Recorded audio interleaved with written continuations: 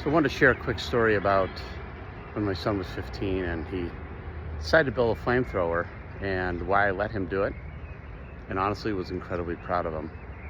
So the story goes like this. About a year before he builds it, he comes to me and says, "Dad, I want to build a flamethrower. I saw Elon Musk came out with a flamethrower and it only goes like 5 or 10 feet. I can do way better than that." So I said, "Oh, okay, well, figure it out, give it a shot." Like anything. Kids say a lot of things they want to do and follow through is typically not always there. So fast forward a few months later, he comes home from school with a spent fire extinguisher. And I thought, oh, kind of interesting. You didn't steal that, did you? You didn't rip off the school wall. I go, "Oh, no, I found it. It was already spent and somebody just threw it away." And I trusted him at that. So anyway, fast forward to summer, about 6 months later, and he starts working on it. He tells me what he's doing. He says, "I need to buy a Schrader bike valve," which I don't even know what that was. "I need to get some parts from the hardware store," and which he did. We had a hardware store he could ride his bike to. And about a month later, he calls me and says, "Okay, it works."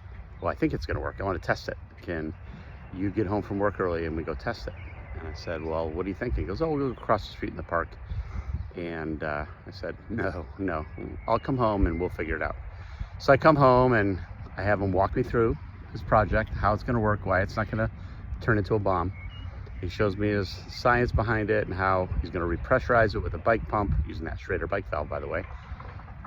Fill it with lighter fluid, and then he's got a directional end into it that's going to control where the flame goes. So I said, okay. He goes, "Oh, by the way, can you go get some lighter fluid and tiki torch oil with us? Because they won't sell it to 15-year-old kids, it turns out." So I go to the hardware store. Believe me, I'm hesitant. I'm wondering if I'm doing the right thing here by letting him do it. But I'm also well aware that it's a real privilege to have your kid trust you enough to tell you he wants to do it and he wants you to be part of it. It shows real trust that he knows I'm not just going to kibosh his interests and his dreams. So we find a giant gravel parking lot that I knew about where RVs and boats are stored in the middle of nowhere, Portland. And the other thing I made him do is I said, "Well, what are you going to wear? If this thing sprays lighter fluid all over you and flames, you need to be able to rip off that layer of clothing because it might be on fire." Hadn't thought about it, so we worked on some things, including a plastic face mask was the best thing I had. I knew it wouldn't be great, but it might protect him for a millisecond, which might be all he needs, and a metal garbage can lid, like Captain America style. So with that, he set it up, he lit it, or he filled it with his fuel, and I stood way back and said, "I love you. I hope this goes well, and I'm gonna roll the footage." And it blew us away. His flame shot 30, 40 feet long, and it was probably 15, 20 feet wide. It was a ball of fire.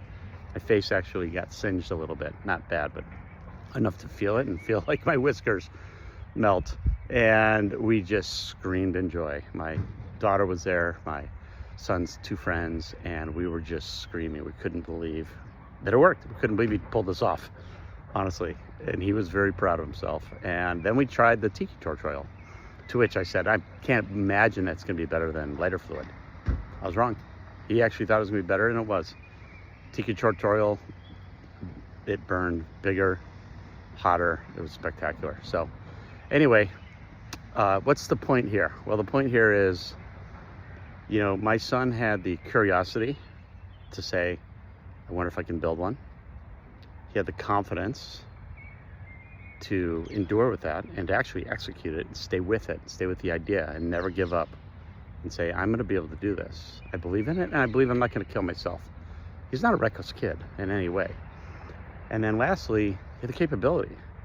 He knew how to do it. He knew how to execute it. And that's where the pride came in. So that whole cycle tells you that you've got somebody that can be interesting, focused, and execute. And that's been his entire life since that point. I'm not saying that's what created it, but it's a really poignant story on why you don't want to throw down some cold water on a kid's idea just because it sounds crazy. What are people going to think? Who cares?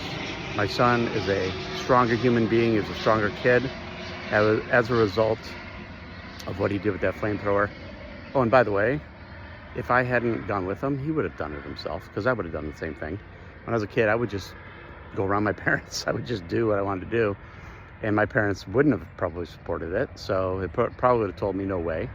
So I would have done it on my own and probably blown myself up. So that's the punchline, is if you got a kid like mine, you got to know he's going to do it anyway. So you might as well be there to make sure he's as safe as he can be.